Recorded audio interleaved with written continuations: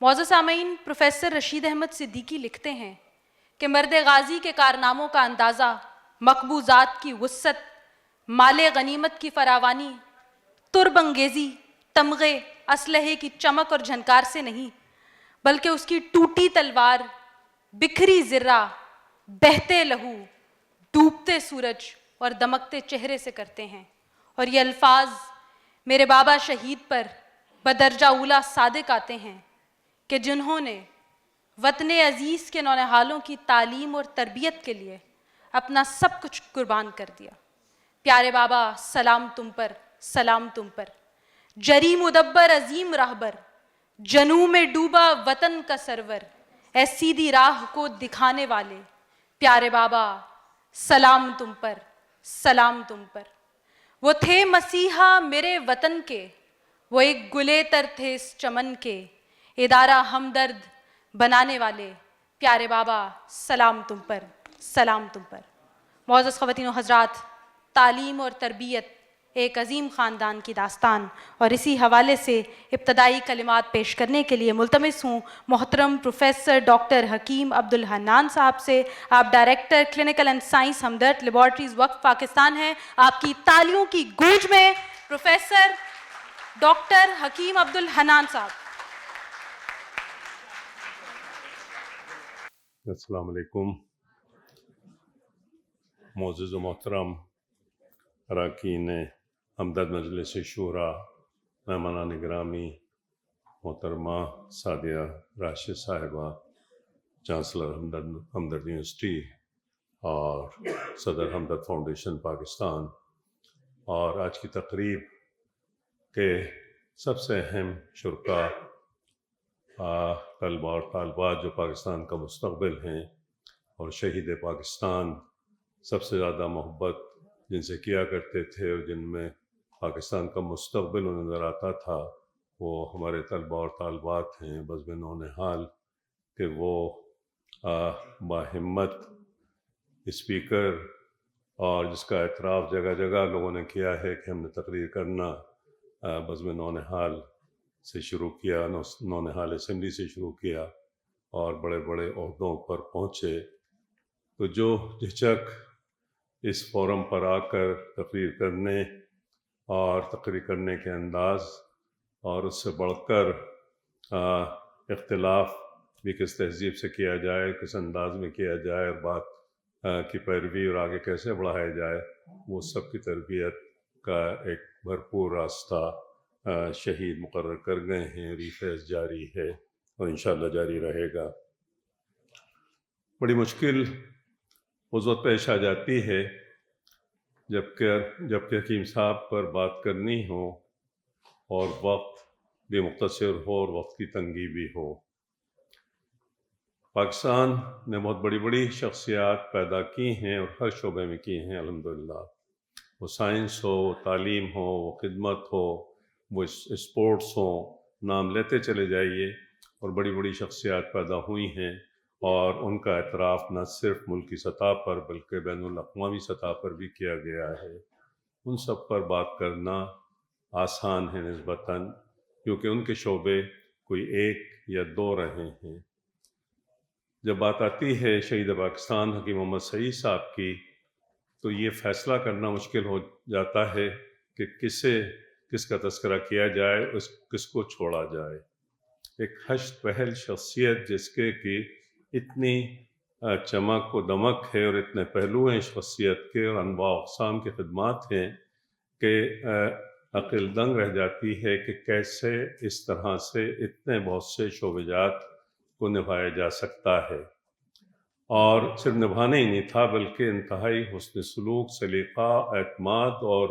اس کو انتہائی گہرائی اور گہرائی تک پہنچ کر انہیں آگے پہنچانا۔ تو ان کا صرف اس طرح کی محفل میں تذکرہ کرنا ہی کافی ہو سکتا ہے، کیونکہ ہر ایک ایسا موضوع ہے جس پر کہ سیر حاصل گفتگو کے لیے وقت چاہیے اور زیادہ سے زیادہ وقت چاہیے۔ پہلی جو پہچان شہید پاکستان حکیم محمد سعید صاحب کی، وہ ایک حکیم اور ایک طبیب، اور اس میں جو کچھ انہوں نے مہارت حاصل کی وہ سب ہی واقف ہیں کئی لاکھ مریضوں کا علاج، اور اس مہارت کے ساتھ جس کی کہ نظیر نہیں ملتی۔ اس میں بہت ہلکی پھلکی جڑی بوٹیوں سے بھی علاج کر لینا اور مرکب دواؤں سے بھی، جو دو اسکول آف تھاٹ لکھنؤ اور دہلی کے جو الگ الگ تھے، ان دونوں کو ملا کر جس طرح سے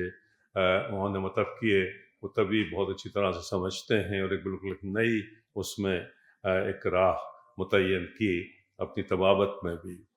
دوسرا جو ان کے شخصیت کا ایک بہت بڑا پہلو رہا، وہ دوا سازی میں وہ انقلاب پیدا کیا جو آپ سے پہلے نہیں تھا، ہمدرد سے پہلے نہیں تھا۔ ہر طبیب اپنی دوائیں یا خود اپنے مطبوں میں بنواتے تھے یا بناتے تھے اور استعمال کراتے تھے۔ یہ تصور موجود نہیں تھا کہ یونانی دواؤں کو باقاعدہ ایک فیکٹری انڈسٹری کی شکل دی جا سکتی ہے، اور جدید میکنائز طریقوں پر وہ دوائیں تیار ہو سکتی ہیں، پیک ہو سکتی ہیں، مارکیٹ ہو سکتی ہیں، اور اسی طرح سے ان کو فروخت کیا جا سکتا ہے میڈیکل اسٹورز پر، جیسے کہ ایلوپیتھک دوائیں وہاں فروخت کی جاتی ہیں۔ یہ ایک انقلاب تھا طب یونانی کی دوا سازی کی تاریخ میں، جو کہ الحمدللہ ہمدرد نے قائم کیا، اور وہ جس طرح چراغ سے چراغ جلتے ہیں، آج سینکڑوں ادارے اسی انداز میں دوائیں بنا رہے ہیں، مارکیٹ کر رہے ہیں، اور وصولتیں طباء کے لیے پیدا ہو گئی ہیں کہ از خود ان کو دوائیں بنانے کی ضرورت نہیں ہے۔ اور جب اس انداز میں کام کیا جا رہا ہوتا ہے تو ظاہر جی ایم پی یا گڈ مینوفیکچرنگ پریکٹسز کو بھی پوری طرح سے اس میں شامل کر لیا جاتا ہے، اور تمام احتیاط برت لی جاتی ہیں جو کہ عموماً گھروں میں دوا سازی پر نہیں کی جا سکتی۔ پھر جو آپ نے بالکل اپنی مصروفیات اور اپنی شخصیت سے ہٹ کر جو راستہ اپنایا، وہ تعلیم و تدریس کا۔ تعلیم میں جس طرح جو ایک ماہر تعلیم کے طور پر لے کر چلے، اور اس کے اندر سب سے بڑی جو مثال مجید الحکمہ، وہ مدیر الحکمہ کراچی میں جو کچھ جس طرح قائم ہوا، اور اس کے پیچھے جو فلسفہ، ہر چیز کے پیچھے کی صاحب کا ایک فلسفہ اور ایک نظریہ رہا ہے، اس میں یہ کہ نہیں، ایک کوئی یونیورسٹی نہیں بنانا ہے، بلکہ ایک شہر علم و حکمت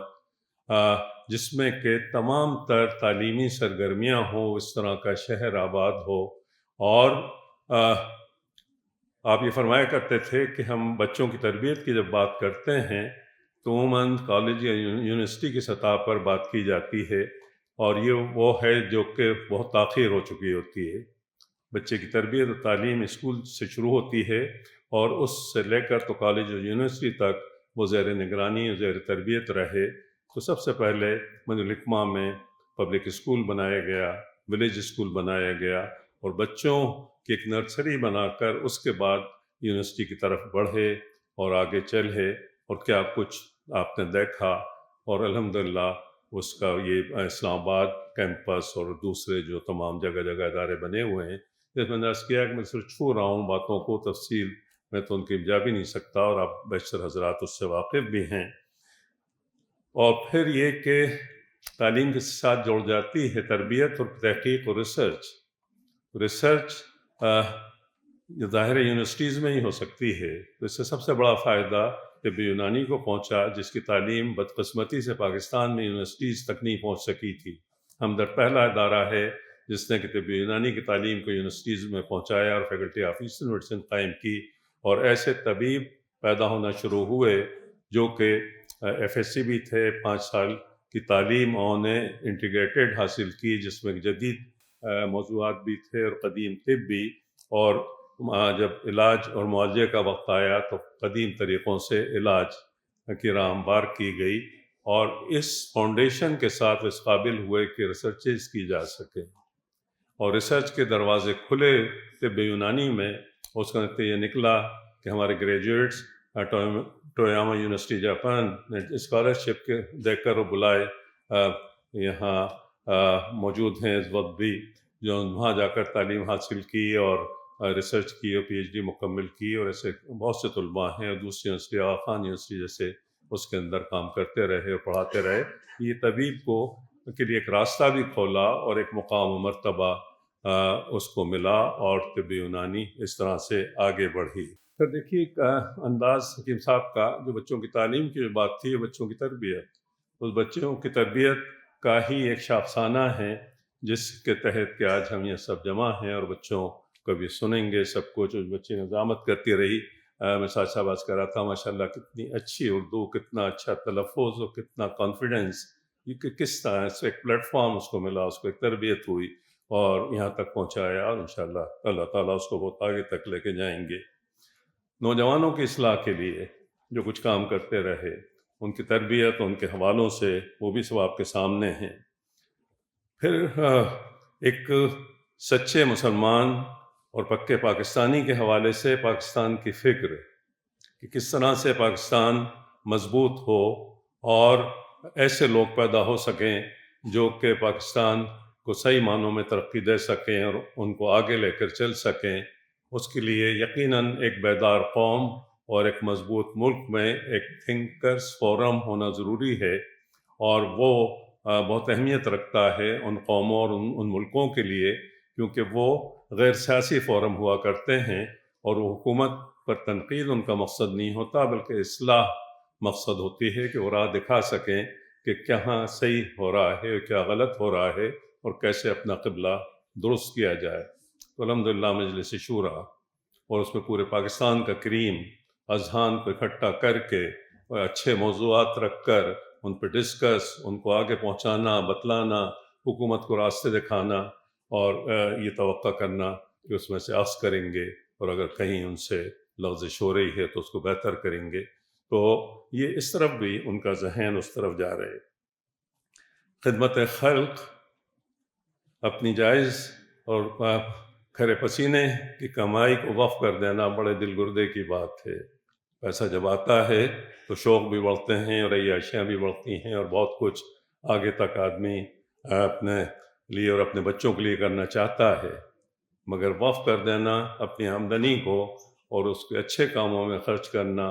اور یہ مثالیں بھی بہت کم ملتی ہیں جو الحمدللہ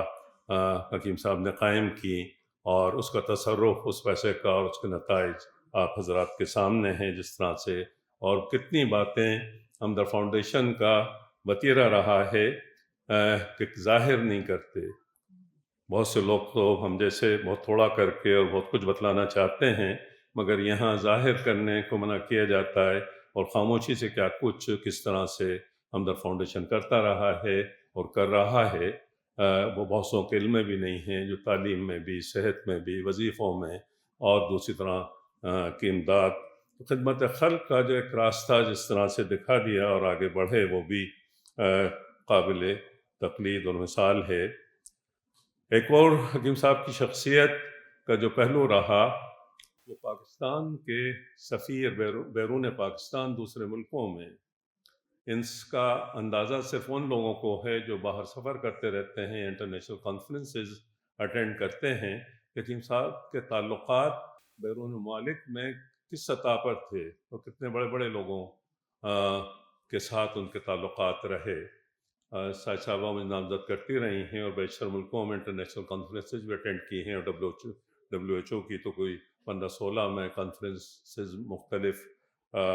ممالک میں اٹینڈ کر چکا ہوں۔ میں جس طرح لوگ حکیم صاحب کو یاد کرتے ہیں، جس طرح ان کے بارے میں پوچھتے ہیں، یہ سب کرتے ہیں، وہاں جا کر اندازہ ہوتا ہے کہ پاکستان کو کس سطح پر حکیم صاحب نے روشناس وہاں کرایا ہے، اس کا تعارف کرایا ہے، اور کیا کیا ان کی خدمات کا اعتراف وہاں پر موجود ہے۔ اصول پسندی اس حد تک تھی کہ تمام اپنے لوگوں کو پہلے خود اپنے آپ کو ڈسپلن کیا، مثال بنایا، مثال بنا کر اور پھر ان کی تربیت۔ سب سے زیادہ ان کے مزاج میں وقت کی پابندی تھی، اور کبھی کسی تقریب یا میٹنگ میں ہم لوگوں سے تاخیر ہو جائے پہنچنے میں، جو کہ چند منٹ کی ہوتی تھی، بہت بڑی تنبیہ ان کی، بہت زیادہ، صرف گھڑی دیکھ لینا، اس پر گھڑوں پانی ہم پر پھر جاتا تھا کہ یہ چند منٹ کی تاخیر کیوں ہوئی، یہ نہیں کہ کوئی باقاعدہ کوئی تنبیہ کی جا رہی ہو، ڈاڈپٹ کی جا رہی ہو۔ اتنے ہلکے پھلکے طریقوں سے تربیت بھی اور وہ تمام اصول پسندی بھی۔ ساری صاحبہ اکلوتی بیٹی لیکن جو کچھ سختی تربیت کے سلسلے میں خاص صاحبہ پر رہی ہے وہ خود ہی کسی وقت میں بیان کریں گی کہ ذرا سا بات ادھر سے ادھر ہو تو فوراً ایک وہ چھوٹی سی پرچی قریب پہنچ جاتی تھی کہ ذرا یہ اس کا خیال کیا جائے.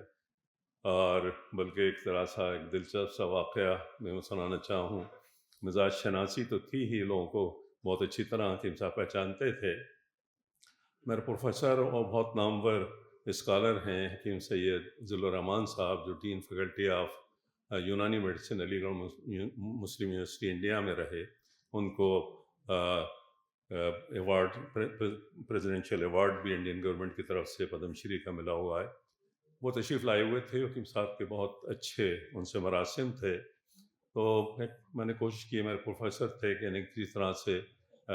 بیچ پر لے جایا جائے، سمندر کے کنارے لے جایا جائے. ایک ڈنر وہاں رکھا گیا. سینیٹر عبدالحسیب خان نے بہت اچھا وہاں انتظامات سب کر لیے، ان کی ہٹ تھی. اور ہم نے کوشش کی کہ حکیم صاحب، کیونکہ حکیم صاحب اس طرح کی تفریح اس میں کبھی شریک نہیں ہوتے تھے، ان کے نواسیوں کو پیچھے لگایا، کچھ اور کوشش کی. حکیم صاحب آمادہ ہو گئے اور حکیم صاحب نے فرمایا کہ 1952 کے بعد، یہ میرے خیال سے 94 کی بات ہے، کہ 94 میں وہ سمندر کے کنارے کسی تفریحی غرض سے اس وقت میں گئے تھے. وائس چانسلر اس وقت ہمدرد یونیورسٹی کے اور بہت سے مہمان موجود تھے. ساری صاحبہ بچوں کے ساتھ ادھر سمندر کے کنارے مصروف تھیں. تو وائس چانسلر سے کہنے لگے حکیم صاحب کہ دیکھیں، ابھی تھوڑی دیر میں سعدیہ کہیں گی کہ مجھے اونٹ پر بیٹھنا ہے. اور میرے خیال سے 15-20 منٹ ہی گزرے ہوں گے کہ واقعی ساری صاحبہ نے بچوں سے کہا، اونٹ رکوایا گیا. وائس چانسلر کہنے لگے، حالانکہ فاصلے پر تھے، تو وہ کہنا نہیں، میں مزاج کو سمجھتا ہوں اس کے. تو یعنی اتنی مصروفیات میں بچوں پر بھی جس طرح انہوں نے نظر رکھی اور پیشگی بتلا رہے ہیں کہ اب کیا خواہشات اس طرح سے آئیں گی. سب سے بڑا جو حکیم صاحب کا کمال اپنی شخصیت میں رہا، وہ نفی ذات ہے. اپنی ذات کی نفی کر کر انتہائی سادہ زندگی گزار کر، اور پھر اس کو اپنے آپ کو مثال بنا کر چیزوں کو بیان کرنا، یہ ایک بہت بڑی آپ کی کامیابی تھی، جو کہ بہت مشکل سے لوگ جس پر کے عمل کر پاتے ہیں. تو بہرحال انہی تمام باتوں کے ساتھ، جب میں نے عرض کیا تھا کہ بات حکیم صاحب کی ہو تو ذرا اس کو مختصر کر دینا مشکل ہوتا ہے، لیکن وقت کی تنگی ہے. اور ہم بس دعا گو ہیں حکیم صاحب کے لیے کہ اللہ تعالیٰ جو ان کی خدمات ہیں ان کو اس کے بدلے میں اپنی شان کے مطابق ان کو عطا فرمائیں، اور وہاں بھی وہ اسی طرح سے جنت کے اعلیٰ درجات پر ان کو عطا کیے جائیں. بہت شکریہ. السلام علیکم.